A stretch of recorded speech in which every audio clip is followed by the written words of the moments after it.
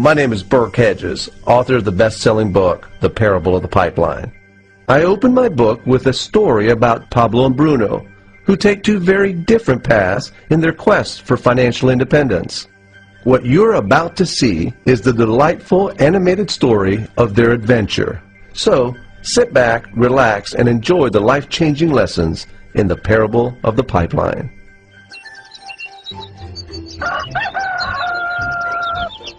Far away, in a small village, near a beautiful valley, lived two friends, Pablo and Bruno.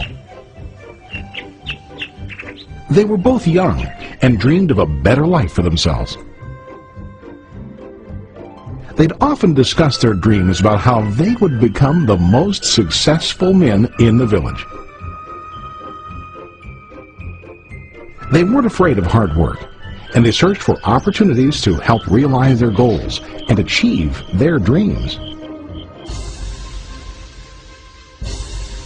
One day, an opportunity presented itself.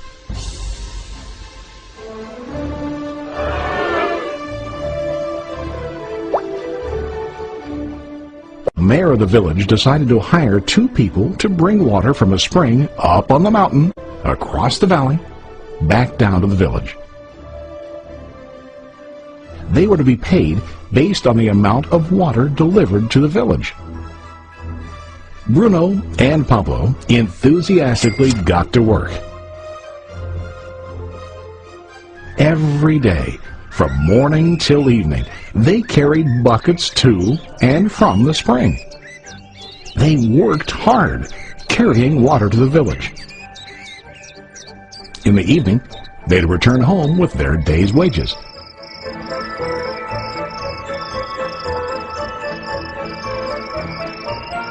Bruno was satisfied with his work and the money he earned. He was sure that with this work he could achieve his dreams. Bruno thought that to increase his wages he could use bigger buckets to bring more water each trip.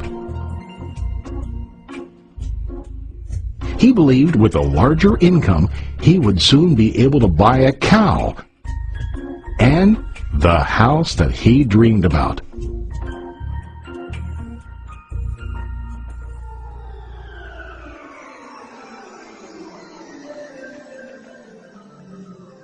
Now Pablo was not satisfied. At the end of the day, his back and hands ached, and he was exhausted. He was looking for an easier way to earn more.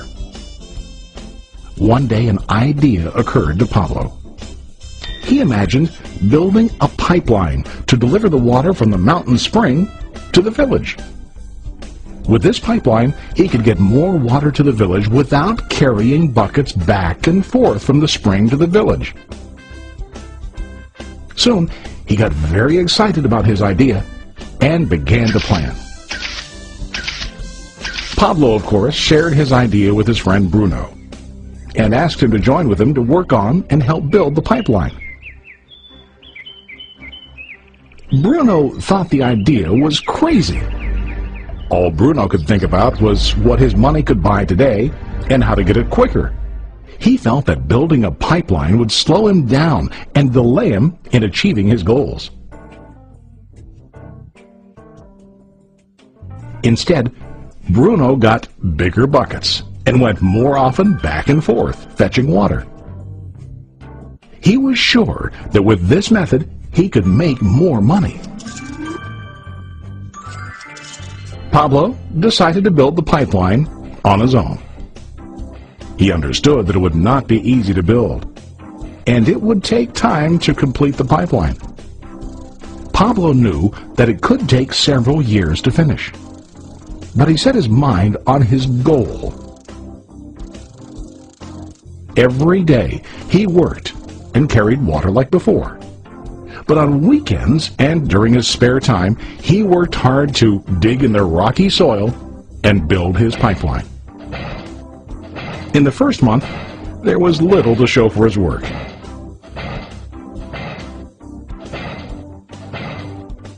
Bruno and the villagers laughed and teased him. They called him Pablo the Pipeline Man. During this time, Bruno's income doubled. He already bought a cow and a bigger house. His lifestyle changed. He now spent time after work in the bar, enjoying his hard-earned wages from delivering water.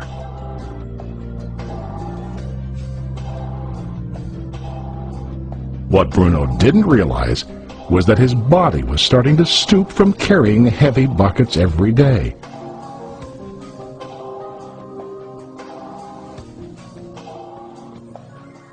His face looked worn and his body tired. Soon, he began to carry less and less water due to the wear and tear on his body.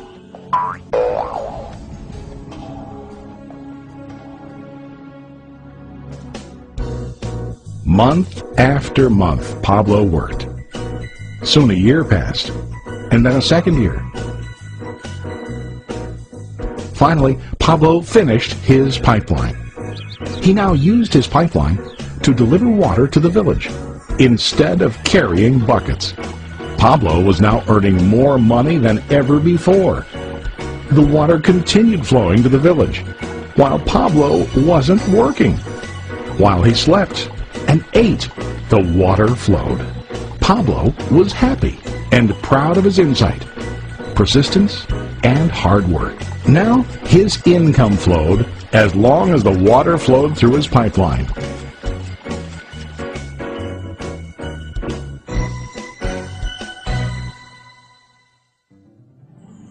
The story of Bruno and Pablo is a reflection of life. Their jobs symbolize what most people do to earn money. Bruno gets his money using buckets. He goes back and forth, carrying his buckets from the spring to the village in exchange for money. To increase his income, he either has to go more frequently to the spring or to use larger buckets. It's common in real life to increase our income by working harder. For example, working overtime or getting a second job. We also increase the size of our buckets by accepting a higher paying position, which often includes spending more time on the job. Most of us exchange time for money like Bruno. We know that every person has only 24 hours in the day and that it's not possible to use all our time to work. The most difficult time comes when we can no longer exchange time for money due to age, health, or other reasons. Then, our income stops. Now let's review what Pablo did. Very wisely, Pablo did not exchange all of his time for limited income, but he used some of his time to build a pipeline. He knew that the pipeline would bring ongoing income as long as the water flowed. An ongoing income that multiplied the time he worked each day. Pablo knew that someday, maybe because of age or health, he would no longer be able to exchange his available time for money. Pablo knew that if he could make his idea of a pipeline work, then he only has to do the hard work of building the pipeline. After the pipeline was completed, Pablo was able to monitor and maintain the flow of water to ensure that his income will continue. Pablo has shown us that to earn an income, we don't always have to directly exchange time for money. There really are better ways. How about you? Are you still like Bruno, who directly exchanges time for money? Or do you want to be like Pablo, building and maintaining a pipeline for ongoing income? If you are interested in the idea of building your own pipeline, contact the person who lent you this presentation. You can start building your pipeline today.